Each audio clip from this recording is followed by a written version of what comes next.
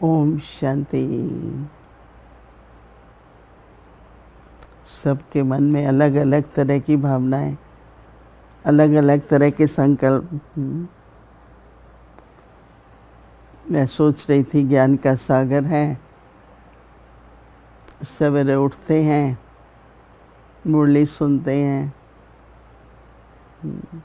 मुरली में धारणा, आज तो व्यक्त मुरली थी, फिर वरदान, फिर स्लोगन, फिर अव्यक्त इशारा,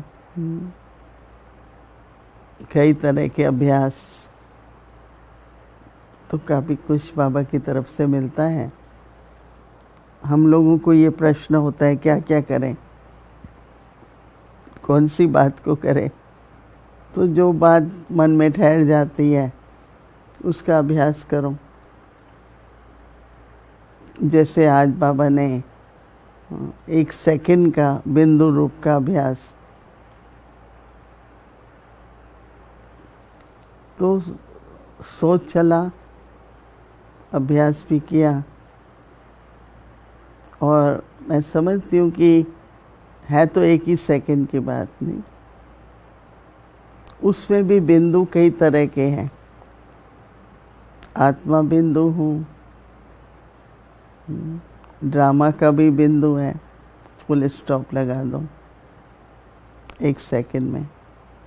बाबा भी हमारा बिंदु है और सिंधु है, बाबा में मन लगा लो 1 सेकंड में। तो 1 सेकंड में बिंदु, उसका अभ्यास कर सकते हैं। सिर्फ ये कि मैं अभी मुझे ड्रामा का बिंदु लगाना है, बीत गई ना, हो गया ना, एक्यूरेट है, कल्याणकारी है।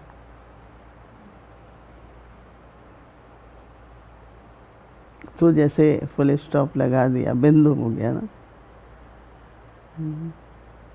और कई बार ऐसा महसूस होता है कि जैसे मन बहुत बातों में है, बिखरा हुआ है, मुझे समेटना है।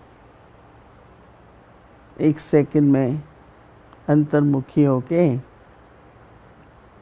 मैं आत्मा ज्योति बिंदु हूँ, शांत स्वरूप हूँ। 1 सेकंड लगता है, बिंदु रूप में स्थित हो जाओ।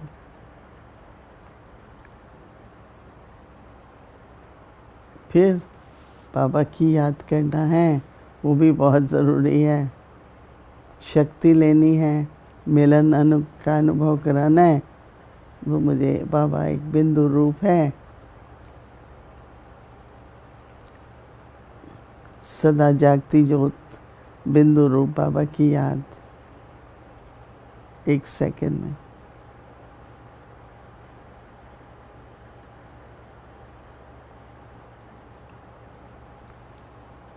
तो ऐसे भिन्न भिन्न प्रकार के बिंदु 1 सेकंड में लगाने का अभ्यास, जितना आप लोगों ने अभ्यास किया है उसका पता ही तब लगता है जब आप वर्तमान समय पे करना चाहते हैं। तो 1 सेकंड की जगह 1 मिनट लगता है, समेट नहीं पाते हैं तो एक बाबा बिंदु में नहीं टिकते हैं। तो उससे हमको पता लगता है, लेकिन हो सकता है। तो आप सभी ये अभ्यास करो, ये सब प्रकार के बिंदु भिन्न भिन्न समय पर लगना चाहिए। बिंदु 1 सेकंड में। दूसरा बाबा ने कहा 1 सेकंड में 5 स्वरूप, तो कैसे कर सकते हैं। तो मुझे एकदम सुनते ही ऐसा लगा कि 5 में से 1 स्वरूप।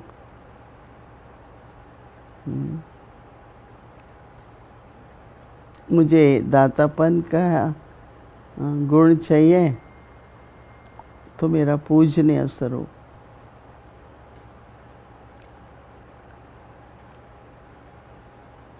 कई कहते हैं हमको तो थोड़ा पूजने स्वरूप मुश्किल लगता है। मैंने कहा पूजने का मतलब ही दातापन ना। देवी देवताएं दाता हैं, पूजनीय हैं।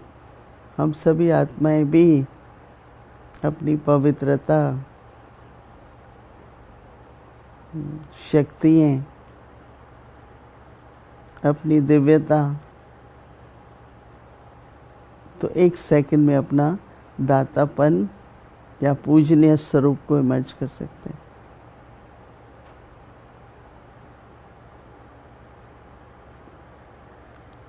सेवा करनी है, ब्राह्मण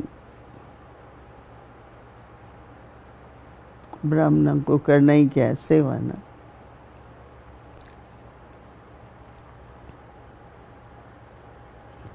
सदा हल्का रहना है, फरिश्ता बन जाओ एक सेकंड में। तो पांचों स्वरूपों को हम एक सेकंड में एक एक स्वरूप को इमर्ज कर सकते हैं। पांचों स्वरूप तो एक सेकंड में हो नहीं सकते, अनलेस जो ब्रह्मा का 5 मुख का चेहरा है वो लगाए।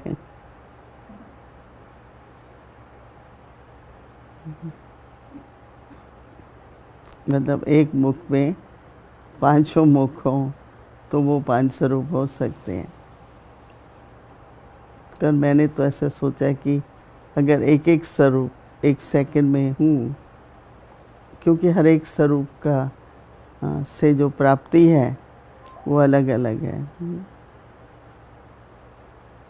तो इस तरह से बाबा ने बहुत ही बातें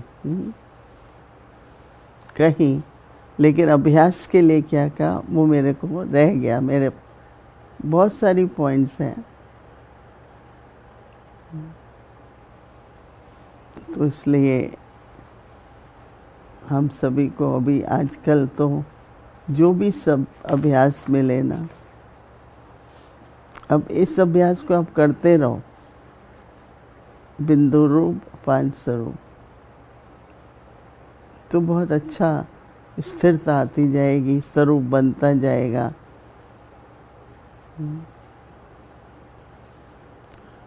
एक सेकंड में इमर्ज करना है और के कोई ऐसा समय आएगा कि वो स्वरूप आप बन जाएंगे ना, तो इमर्ज करने की तो बात नहीं रहेगी।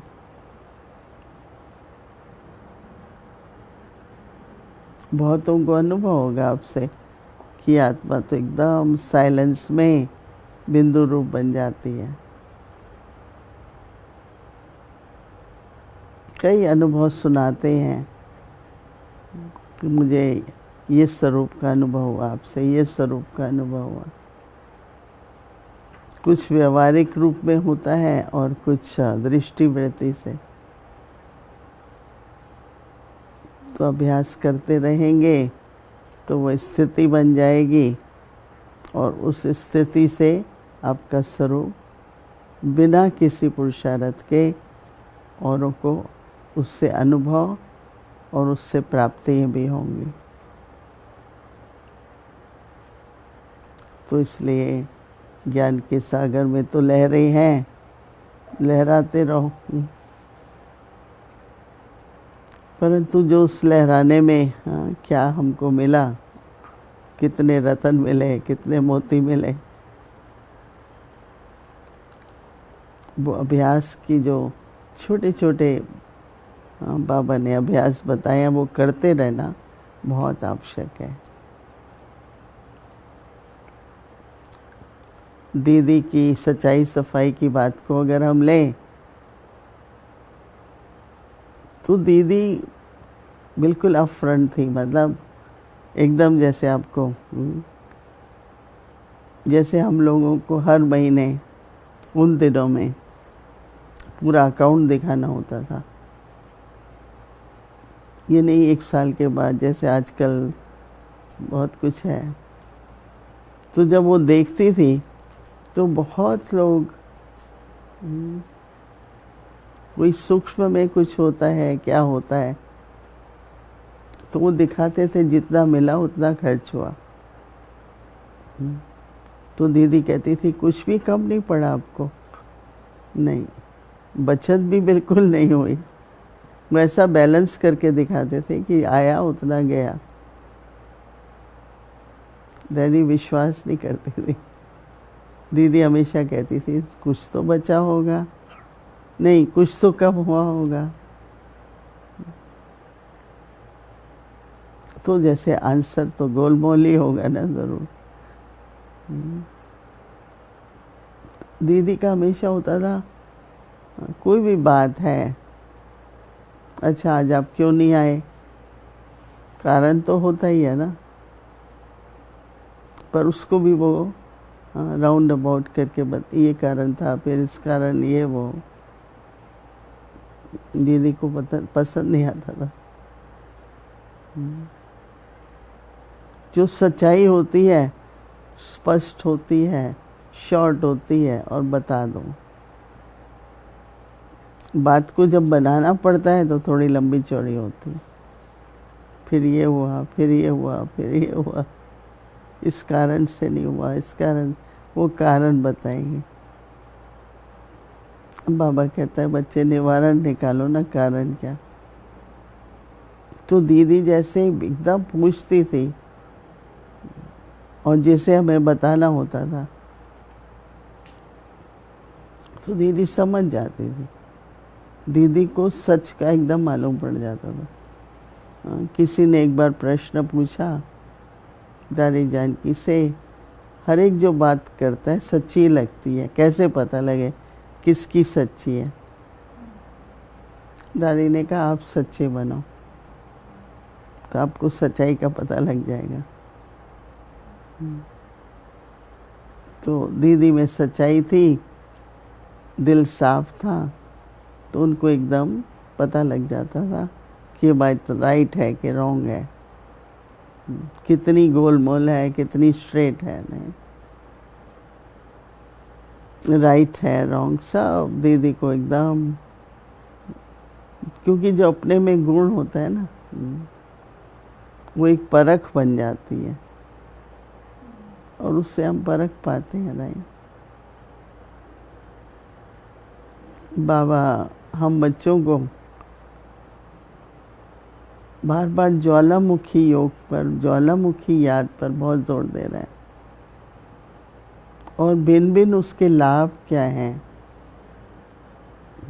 प्राप्ति क्या है, वो बताते हैं। तो आज बाबा कह रहे हैं ज्वालामुखी एक किला है, जैसे आपके चारों तरफ प्रोटेक्शन, इसलिए किला बांधा जाता है ना, राजाई लोग दुश्मनों का हमला ना हो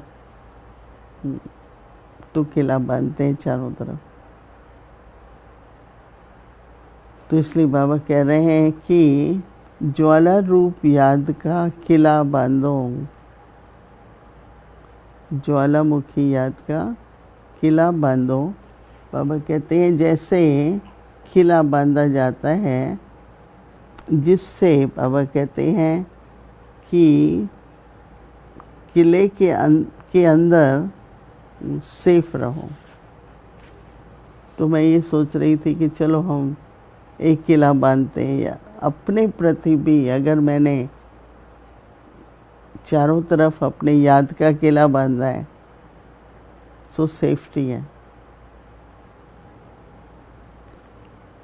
कोई प्रकार का प्रभाव, किसी का प्रभाव, आजकल वो बहुत हो रहा है। तो जब किसी का प्रभाव है तो अपने पुरुषार्थ का, अपने बारे में कुछ रियलाइज नहीं होता है। समय का प्रभाव हो सकता है, वातावरण का प्रभाव हो सकता है, किसी आत्मा का प्रभाव हो सकता है, माया का प्रभाव हो सकता है। तो किले में सेफ रहो, उसके लिए ज्वालामुखी योग की ज़रूरत है।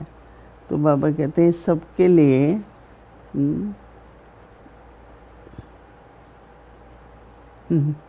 एक, बाबा कहता है कोठी नहीं बनाओ,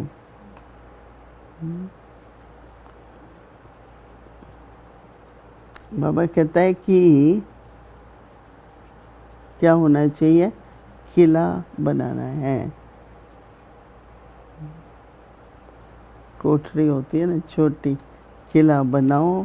और बाबा कहते हैं कि आप भी सब क्या करो, किले।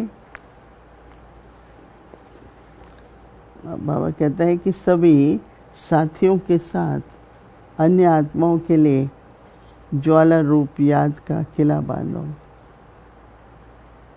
इतनी अपनी याद की वाइब्रेशंस फैलें कि जैसे जहाँ भी हैं हमारे साथ ही हैं। एक वातावरण और संकल्प के प्रभाव से वो भी उस किले के अंदर आ जाए, इतना प्रभाव होना चाहिए। तो बाबा कहते हैं कि याद के किले की, याद की शक्ति की ज्वाला हो तो हर आत्मा सेफ अनुभव करेगी। याद की शक्ति की ज्वाला हो तो याद भी देखो एक याद होती है, पर ऐसी याद हो जो शक्ति है। बाबा के इन शब्दों को लेकर के हम अभ्यास करना है। आज हम स्वरूप में बैठेंगे, याद की शक्ति का स्वरूप, याद की ज्वाला का स्वरूप, जिसका प्रभाव ऐसा है जैसे किला बांधा जाता है, जिसमें केवल मैं नहीं लेकिन मेरे साथी आत्माएं सभी उस किले में जैसे सेफ रहें, ऐसा स्वरूप बन करके कुछ क्षणों के लिए हम सभी बैठेंगे। ओम शांति।